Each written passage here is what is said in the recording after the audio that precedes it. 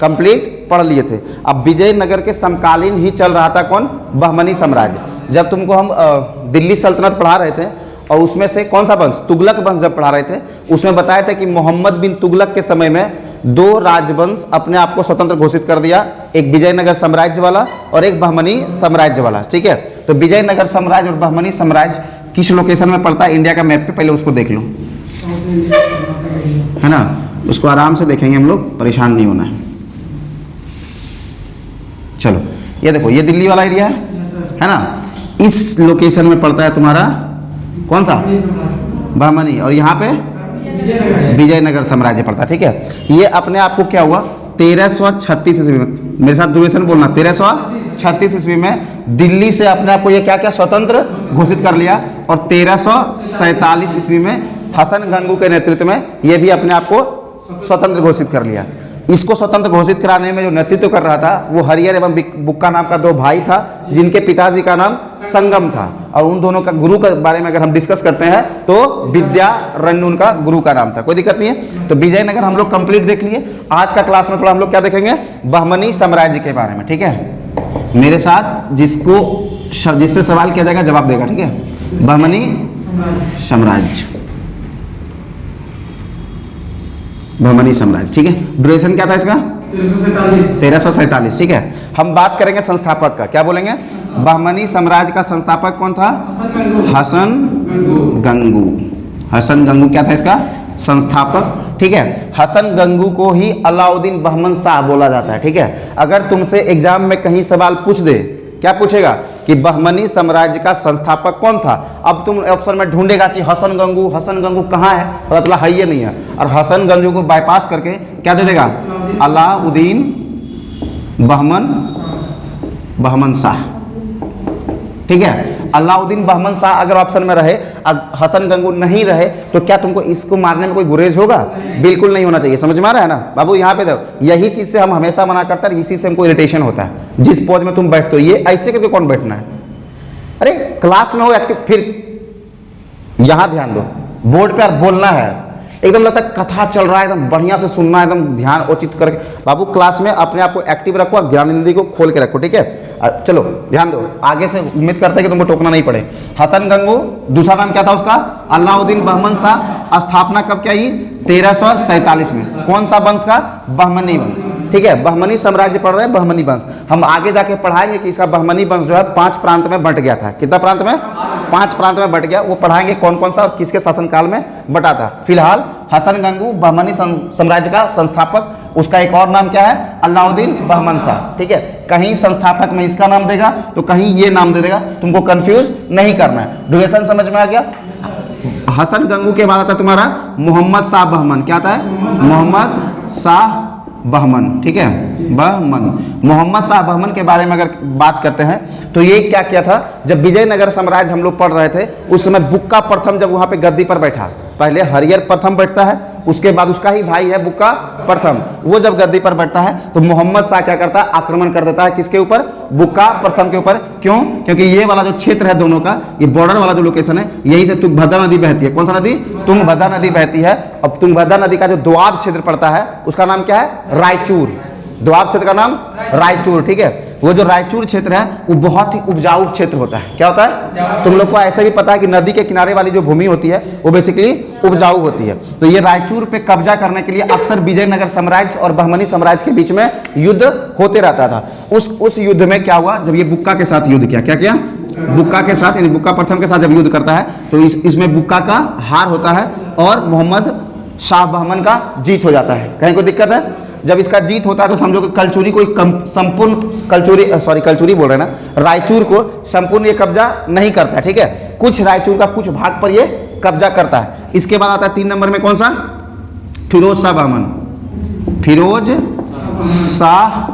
शाह का मुंह खुला का खुला रहना चाहिए, तो आवाज वहां से हमको सुनाई देना चाहिए। समझ में आ रहा है? फिरोज शाह बहमन। ठीक है, फिरोज शाह बहमन के बारे में भी तुम लोग को पढ़ाए हैं, जिस समय हम कब क्या पढ़ा रहे थे? विजयनगर साम्राज्य। विजयनगर साम्राज्य का जो शासक था देवराय प्रथम। क्या था?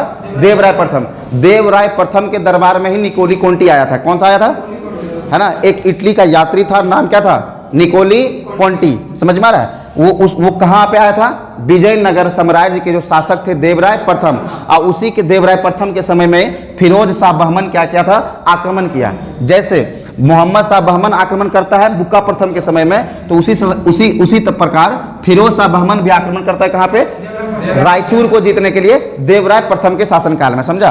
कुछ पार्ट को ये जीतता है और कुछ पार्ट को ये जीत के क्या करता है? रायचूर संपूर्ण रायचूर पर अप्रॉक्स कब्जा कर लेता है, समझ में आ रहा? जब देवराय प्रथम का हार हो जाता है तो वो दोनों के बीच में, वो दोनों बोले तो देवराय प्रथम और फिरोज शाह बहमन दोनों के बीच में वैवाहिक संबंध होता है। क्या होता है? वैवाहिक संबंध। ठीक है, ये किसके समय आक्रमण करता है? देवराय फर्स्ट। समझ में आया? ये सबको डाटा को एकदम ध्यान रखना। देखो हसन गंगू देख लिए, मोहम्मद शाह बहमन देख लिए, फिर क्या देख लिए? फिरोज शाह बहमन। अब हमारे पास कौन सा आएगा? शाहबुद्दीन। क्या आएगा? शाहउद्दीन शाह बहमन। ठीक है, शाहउद्दीन शाह बहमन। हम तुमको बहमन बहमन नाम लगा दिए, अगर नहीं भी शाहबुद्दीन खाली रहेगा तो कोई दिक्कत नहीं है। तुम लोग को देखना कि हसन गंगू, मोहम्मद शाह, फिरोज शाह, फिर कौन आता है? शाहउद्दीन आता है। ठीक है, शाहउद्दीन जो बहमन होता है इसको क्या बोला जाता है? पता है इसको? संत अहमद बोला जाता है। क्या बोलता है? संत अहमद। शाहबुद्दीन अहमद तुमको कहीं नाम देगा तो एकदम नहीं काम चलेगा। शाहबुद्दीन अहमद हम यहाँ लिख दिए, शाहउद्दीन शाह बहमन लिख दिए। ठीक है, तुमको कहीं देगा शाहउद्दीन अहमद, ये बहमनी वंश है इसलिए हम बहमन बहमन सब में लगाते हुए जा रहे हैं। कंफ्यूज करने के लिए कहीं शाहउद्दीन अहमद दे देगा तो कंफ्यूज तुम लोग को नहीं करना। इसको संत अहमद बोलते हैं। क्या बोलते हैं? संत अहमद। ठीक है, किसको बोला था संत अहमद? शाहबुद्दीन को ही संत अहमद बोलते हैं। समझ में आ रहा? तुमसे पूछा जाएगा बहमनी साम्राज्य के किस शासक को संत अहमद की उपाधि दी गई है या संत अहमद से नवाजा गया है, तो हम क्या बोलेंगे? शाहबुद्दीन। ठीक है, शाहबुद्दीन अहमद भी रहेगा ऑप्शन में तो दिक्कत नहीं होना है। चलो, ये क्या किया?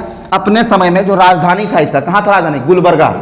बहमनी साम्राज्य का राजधानी कहाँ था? गुलबर्गा था। अब कहीं कहीं से मुद्रा भी पूछ देगा, बहमनी साम्राज्य का मुद्रा अक्सर पूछता है, तो हून था इसका मुद्रा। क्या था? हून। हम यहाँ पे लिख देते हैं मुद्रा। क्या था? हून। ठीक है, बहमनी साम्राज्य का मुद्रा क्या था? यहाँ पे ध्यान दो, बहमनी साम्राज्य का मुद्रा हून। चलो, संत अहमद क्या किया? गुलबर्गा से, कहाँ से? गुलबर्गा से अपना राजधानी कहाँ लेके चला गया? गुलबर्गा से राजधानी बताओ, कल का क्लास में तुम लोग को बताए थे। गुलबर्गा से कहाँ ले गया था? हाँ बताओ, सही बोला है। मैंने तो देखो कितना कंफ्यूज रहता है रोहित, क्लास में एकदम ऐसे रहो। कहाँ लेके चल गया? बीदर लेके चला गया था। ठीक है, कोई दिक्कत है? शाहबुद्दीन शाह अहमद या शाहबुद्दीन शाह बहमन संत अहमद की उपाधि से नवाजा गया और गुलबर्गा से अपना राजधानी कहाँ लेके चला गया था? बीदर। इसके बाद कौन आता है? अलाउद्दीन आलम। क्या आता है? अलाउद्दीन हुमायूं। क्या आता है? अलाउद्दीन हुमायूं। ठीक है, अलाउद्दीन हुमायूं। इसके बारे में बोला जाता है कि बहमनी साम्राज्य का सबसे क्रूर शासक। किसके बारे में? अलाउद्दीन हुमायूं के बारे में। इसको क्रूर शासक बोला गया। क्या बोला गया? क्रूर शासक। अरे क्रूर लिखा जाओ ना। क्रूर शासक बोला गया किसको? अलाउद्दीन हुमायूं को। इसी को जालिम हुमायूं क्या बोला गया? जालिम हुमायूं भी बोला गया। किसको जालिम हुमायूं बोला गया? अलाउद्दीन हुमायूं को। ठीक है, अलाउद्दीन हुमायूं को ही क्रूर शासक और जालिम हुमायूं के नाम से जाना जाता है। क्यों? क्योंकि इसके बारे में बताया जाता है कि जब ये गद्दी पर बैठा, ठीक है, तो इसके साम्राज्य का कोई भी व्यक्ति, कहने का मतलब है बहमनी साम्राज्य का कोई भी व्यक्ति अगर छोटा से छोटा भी गलती करता था तो उसको कठोर से कठोर सजा देता था। कौन? अलाउद्दीन हुमायूं। कौन का मतलब? शांत नहीं। कौन का मतलब? अलाउद्दीन हुमायूं। समझ में आया? कोई दिक्कत? अलाउद्दीन। इतना तो हम बच्चा लोग को भी समझाते तो समझ में आता कि कैसे सर बोल रहे, किस बात को लेके बोल। तुम तो थोड़ा समझदार हो, है कि नहीं? तो बार बार तुम्हारे पे फोकस बताए तो कि सामने बैठा हुआ है, तो एक्टिव रहा करो ना, इशारा नहीं करना। अलाउद्दीन हुमायूं क्रूर और जालिम हुमायूं के नाम से जाना जाता था। किसके बारे में बात कर रहे हैं हम लोग? अलाउद्दीन हुमायूं के बारे में। ठीक है, इसके बाद आता है कलीमुल्लाह। क्या आता है? कलीमुल्लाह। इसको क्रूर क्यों बोलते हैं भाई? क्रूर इसलिए बोलते हैं कि उसके शासनकाल में कोई भी व्यक्ति अगर छोटा से छोटा गलती करता हो, क्या करता हो? छोटा से छोटा गलती करता हो तो उसको कठोर से कठोर सजा देता था। कहने का सिंपल मतलब है कि अगर कोई व्यक्ति जो शेफ का काम कर रहा हो, कुक का काम कर रहा हो, अगर खाना का टेस्ट खराब हो जाता हो, थोड़ा नमक बेसी हो जाए, कम हो जाए, उसको वहां पे हाथ काट दिया जाता था। समझ में आ रहा है? इस तरह का वो एकदम दंड विधान व्यवस्था बना के रखा हुआ था। कौन? अलाउद्दीन हुमायूं, इसलिए इसको क्रूर और जालिम हुमायूं कहा गया है। ठीक है, बहमनी साम्राज्य का सबसे खतरनाक, सबसे क्रूर, सबसे जालिम व्यक्ति कौन था? अलाउद्दीन हुमायूं। फिर आता है इसमें कलीमुल्लाह। क्या आता है? कलीमुल्लाह। ठीक है, कलीमुल्लाह के बारे में डिस्कस करते हैं। देखो, जब कलीमुल्लाह है तो कलीमुल्लाह समझो कि बहमनी साम्राज्य का एक अंतिम शासक होता है जो कि सबको एक जोड़ के रखा हुआ था। ठीक है, इसके कलीमुल्लाह के समय में ही क्या हुआ कि जितने भी अलग अलग सूबेदार थे जो अपने अपने प्रांत को देख रहे थे, सब अपने आप को आज़ाद घोषित कर दिए। क्या कर दिए? अपने आप को आज़ाद घोषित कर दिए। जैसे दिल्ली से ही अपने आप को आज़ाद घोषित किया था ना, उसी तरह बहमनी साम्राज्य से सब अपने आप को अलग घोषित कर दिए। तो बहमनी साम्राज्य का क्षेत्रफल थोड़ा बड़ा था। क्या था? बड़ा था। समझा रहे हैं तुमको, इसे समझना, लोकेशन इतना बना दे रहे हैं। ये सब क्या है? बहमनी साम्राज्य है। ठीक है, जब तुमको कृष्णदेवराय पढ़ाए थे, बताए थे उड़ीसा वगैरह को भी कब्जा कर लिया था, तो बाद में ये एक्सटेंशन इसका हुआ था, बहुत फैला था। देखो, ये वाला एरिया जो है ना, इसको कहते हैं अहमदनगर। क्या कहते हैं? अहमदनगर। समझ में आ रहा है? ये वाला एरिया क्या हो गया? गोलकुंडा। ठीक है, ऊपर वाला एरिया क्या हो गया? बरार। बीच वाला एरिया क्या हो गया? बीदर। और ये वाला हो गया बीजापुर। क्या हो गया? बीजापुर। समझ में आ रहा है? हम आराम से सबका नाम एरो कर करके इंडिकेट करते हैं, तुम लोग समझना। ये एरिया गोलकुंडा, गोलकुंडा। समझ में आ रहा है? इधर साइड में क्या हो गया? अहमदनगर। ठीक है, अहमदनगर। ये वाला हो गया बीजापुर। ये सबको मिटा देते हैं, कोई कुछ नहीं। ऊपर में 1347 लिखी दी है ना। ये हो गया बीजापुर। ये हो गया बरार। क्या हो गया? बरार। और ये हो गया बीदर। चलो, बीदर, कहीं कोई दिक्कत नहीं है। तो बहमनी साम्राज्य किसके शासनकाल में 5 प्रांतों में बंट गया था? कलीमुल्लाह के समय में। एकदम इजी क्वेश्चन है, एकदम ध्यान से देखना और बहुत बारीकी से समझना। यहाँ से क्वेश्चन का बहुत ज्यादा पॉसिबिलिटी रहता है। हम बात कर रहे हैं किसका? बहमनी साम्राज्य का। किसके शासनकाल में? तो कलीमुल्लाह के शासनकाल में 5 प्रांतों में बंट गया। ठीक है, 5 प्रांतों में सबसे पहले का प्रांत कौन था? अहमदनगर। जैसे जैसे बोलेंगे मेरे साथ रिपीट करेगा। 1 नंबर पे कौन था? अहमदनगर। 2 नंबर पे गोलकुंडा।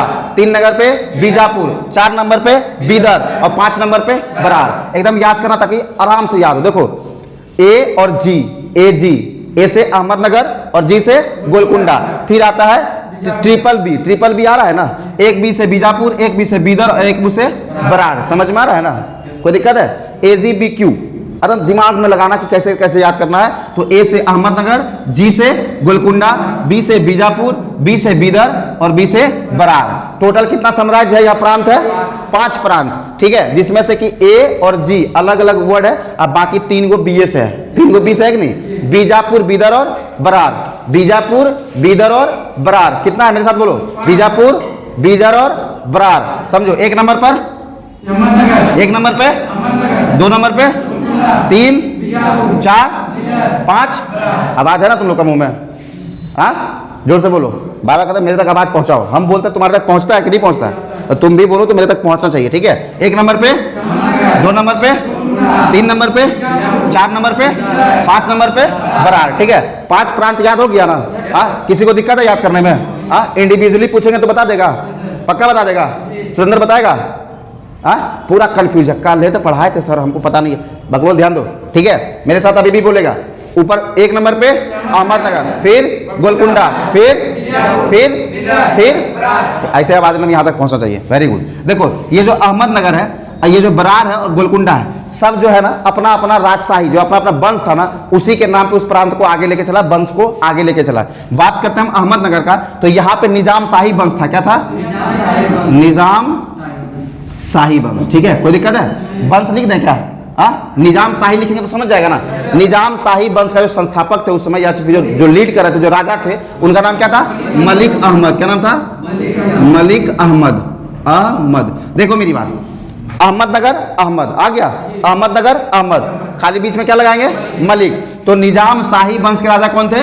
मलिक अहमद। कहीं को दिक्कत है? राजा बोले, शासक बोले, अपने भाषा में जो तुमको आसान लगे वो तुम समझ लेना कि अहमदनगर को रिप्रेजेंट कौन कर रहे थे, उसमें लीड कौन कर रहे थे? तो मलिक अहमद लीड कर रहे थे। कहीं को दिक्कत है? बात आता है गोलकुंडा पे। कहाँ आता है? गोलकुंडा। समझ में आ रहा है? गोलकुंडा पे जो वंश था उसका नाम क्या था?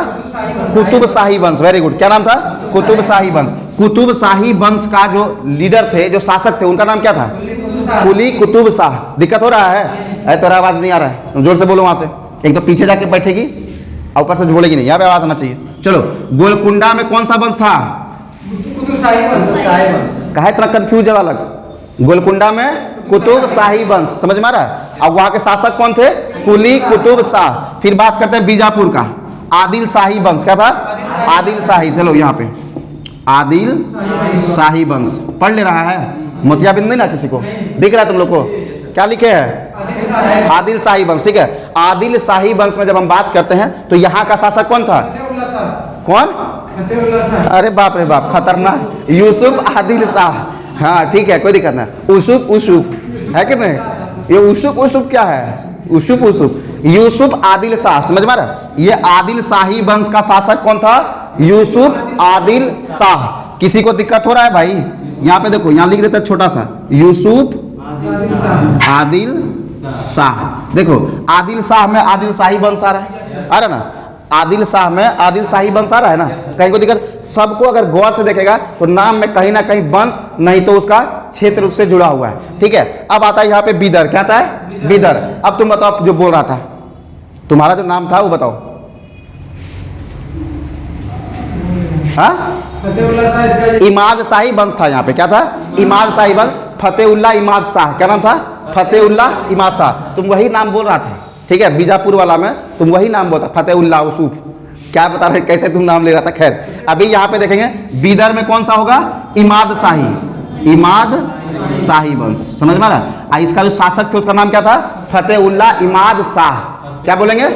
फतेउल्ला इमाद शाह। कहीं को दिक्कत है? चलो, अब आता है बरार। क्या आता है? बरार। ठीक है, बरार में कौन सा होगा?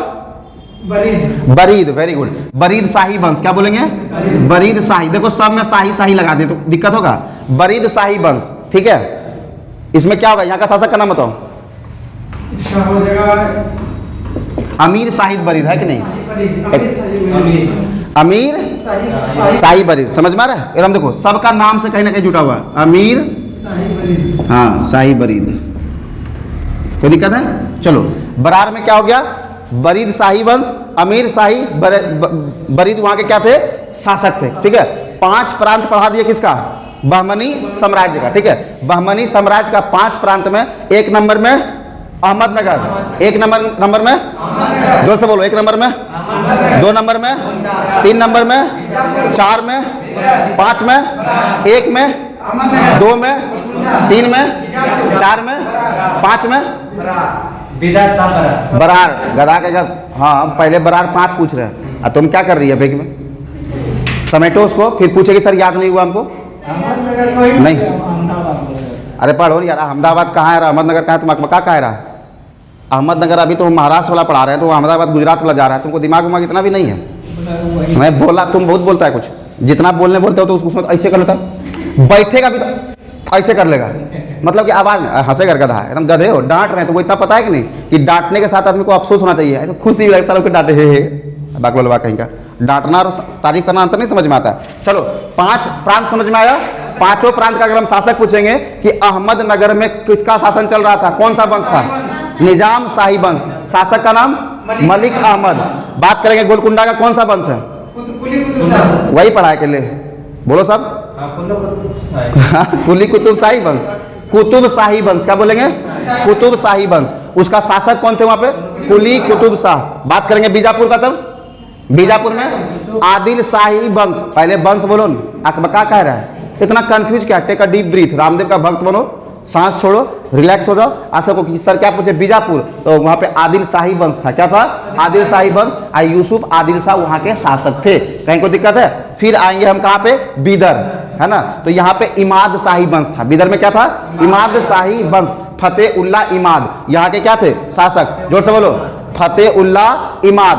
कहाँ के शासक थे? बीदर के शासक थे। उसके बाद क्या था? बरार। बरार में कौन सा? बरीद शाही वंश। क्या बोलेंगे? बरीद शाही। अमीर शाह बरीद, अमीर शाही बरीद बोले। अमीर शाह बरीद क्या थे? इसका वहां के शासक थे। समझ में? देखो, जब कलीमुल्ला शासन करने गद्दी पर बैठा था ना, तो जब तुमको पढ़ा रहे थे किसके बारे में? विजयनगर साम्राज्य जब हम पढ़ा रहे थे तो तुमको पढ़ाए होंगे किसी के बारे में कि वो जाके तोड़ने का काम कर रहा था। कौन? राम राय। सदाशिव राय का जो सेनापति था राम राय। थोड़ा सा दिमाग पर जोड़ दो, 2 दिन का क्लास अगर अभी तुरंत भूल जाओगे तो एग्जाम में तो गोल गोल घूमबे करोगे। तो बोलोगे सर कौन सी पढ़ाए थे समझ में नहीं आ रहा, अब थोड़ा रिवीजन करो। अरे दादा तुमको जितना बोलने बोलते हैं बोलो ना, तुमको समझ में ही नहीं आता है, वॉमिटिंग करने बोल रहे हैं, आता है और उल्टा पुल्टा काम करना शुरू कर देता है। चुगली करता था, किसके चुगली करता था? दोनों वाला अब आपस में लड़वा देता। आपस में लड़वा देता था। जानो कल ही ना परसों कल ही पढ़ा है ना, नौटंकी कर रहा है, कल पढ़ा है तो वो समझो। सदाशिव राय के बारे में बताया था, वो बहुत भोला व्यक्ति था। क्या था? बहुत भोला व्यक्ति था। कहने का मतलब वो दुर्गामी नहीं था। आई जो राम राय है, नाम में तो राम लगा हुआ है लेकिन था पूरा कुरफात, समझ में आ रहा? मतलब एकदम खतरनाक माइंड का था। इसके दिमाग में चलता था कि हम सामने से अगर हम लड़ाई करते हैं किसके साथ? बहमनी साम्राज्य के साथ, तो हम जीत नहीं पाएंगे, क्योंकि वो अपना इतिहास उठा उठा के देखता था कि मोहम्मद शाह और बुक्का के बीच में भी लड़ाई हुआ था तो बहमनी साम्राज्य का मोहम्मद शाह ही जीत गया था। देव राय और फिरोज शाह के बीच में युद्ध हुआ था तो उसमें भी क्या हुआ? फिरोज शाह ही जीत गया। अगर हम भी आक्रमण करते हैं तो हमको नहीं लगता कि हम यहाँ पे जीत पाएंगे, तो क्यों ना हम उसके अंदर में ही जाके फूट डाल दें और फूट डालने के बाद आपस में उसको लड़ा के हम क्या करें? उसको कमजोर करें। और कमजोर जब हो जाएगा बहमनी साम्राज्य तो हम उसका कमजोरी का फायदा उठा के हम उस पर आक्रमण कर देंगे। ये उसका क्या था? षड्यंत्र था। और वही षड्यंत्र को वो एग्जीक्यूट करना चाहता था कहाँ पे जाके? बहमनी साम्राज्य में। अब बहमनी साम्राज्य में समहाव उसका षड्यंत्र सफल भी लगभग 90% हो गया था। मतलब ये 4 गो को आपस में वो भड़का दिया था, समझ में आया?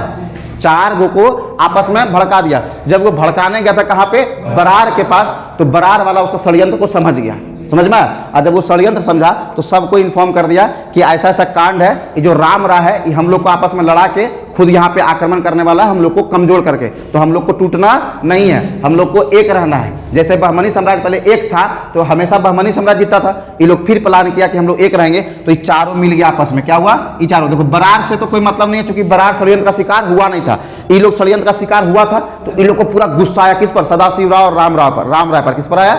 राम राय और सदाशिव राय पर। तो सदाशिव राव जो है वो तो थोड़ी जाएगा युद्ध के मैदान में, भेजा अपना सेनापति को। और सेनापति जो राम राय गया था, जो कुरफाती कर रहा था, उसको दौड़ा दौड़ा के मारा चारों मिलके, ठीक है। अब उस युद्ध का नाम क्या दिया गया? ताली कोटा का युद्ध, या कहीं पे बन्नी हट्टी का भी युद्ध कहते हैं। 1565 ईस्वी में। कब हुआ था? तो ताली कोटा का युद्ध कब हुआ?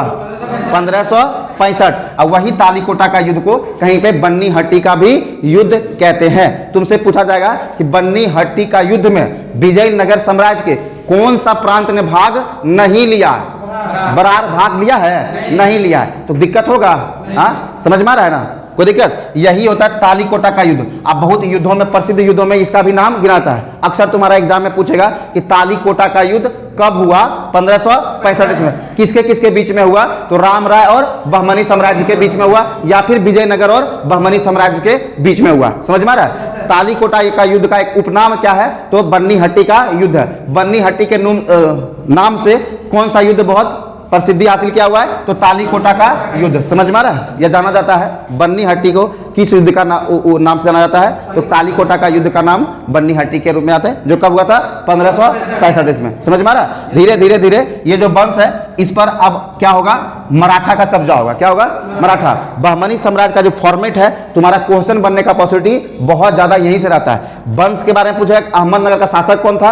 बीदर का शासक कौन था? गोलकुंडा का कौन था? बीजापुर का कौन था? और बरार का शासक कौन था? तो शासक और जगह ये तुम्हारे दिमाग में होना चाहिए। समझ में आ रहा है? कोई दिक्कत? फिर इस पर मराठा का कैसे कब्जा होता है जब मराठा पढ़ाएंगे तो थोड़ा सा यहाँ तुमको और लिंक कर देंगे। बहमनी साम्राज्य कंप्लीट हो गया, ठीक है। चलो राहुल।